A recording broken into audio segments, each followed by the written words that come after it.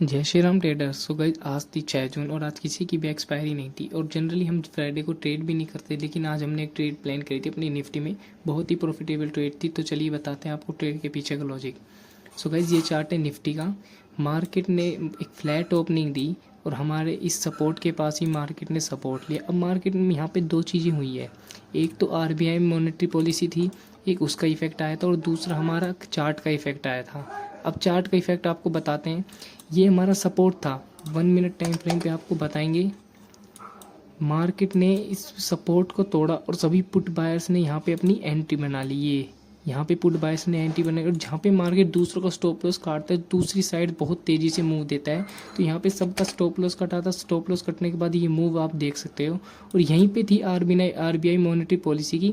जैसे 50 basis point का rate cut आया यहाँ से और दूसरी मिनट में ये ग्रीन कैंडल देखो, और ये बहुत ही अच्छी बात थी मार्केट के लिए।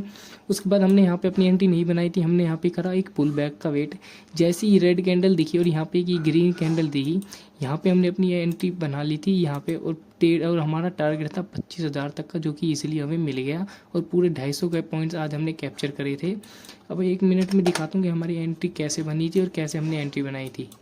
ये जो ग्रीन कैंडल आप देख रहे हो, ये था हमारी पुल बैक की कैंडल। जैसे ही मार्केट ने यहाँ कंसोलिडेट किया, यहीं पे हमने अपनी एंट्री प्लान कर ली थी और 25,000 हमारा एक रजिस्टेंस था, राउंड ऑफ नंबर, वहाँ तक हमारा टारगेट था, जो कि इजीली अचीव हो गया था। और एक ये भी रजिस्टेंस था बीच में, क्योंकि मार्केट यहाँ रुकने नहीं वाली थी, क्योंकि मार्केट ने ये जो 50 बेसिस पॉइंट का रेट कर दिया, ये बहुत ही अच्छी न्यूज़ थी मार्केट के लिए। तो थोड़ा सा रिस्क लेके हमने इसको अपना होल्ड रखा था यहाँ से, और 25,000 तक का टारगेट था, जो कि हमें ईजिली अचीव हो गया था।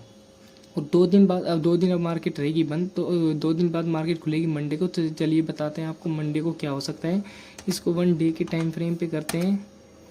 1 डे के टाइम पे आप देख सकते हो, मैं इतने दिनों से आपसे कह के जा रहा हूँ हमें बुलिश रहना, हमें बुलिश रहना। तो मार्केट में देखो आपको एक क्या करेगी। अब या तो मार्केट मंडे को यहाँ पे थोड़ा दिन टाइम पास करेगी, क्योंकि एक रेजिस्टेंस है, ये भी एक मेन रेजिस्टेंस है। अगर मार्केट इस रेजिस्टेंस को तोड़ेगी तो सीधा 25,200 के ऊपर जाएगी मार्केट।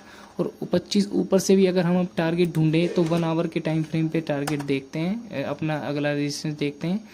तो इसके बाद हमारा अगला रेजिस्टेंस इसमें नहीं दिख रहा, 1 डे के टाइम फ्रेम पे देखते हैं।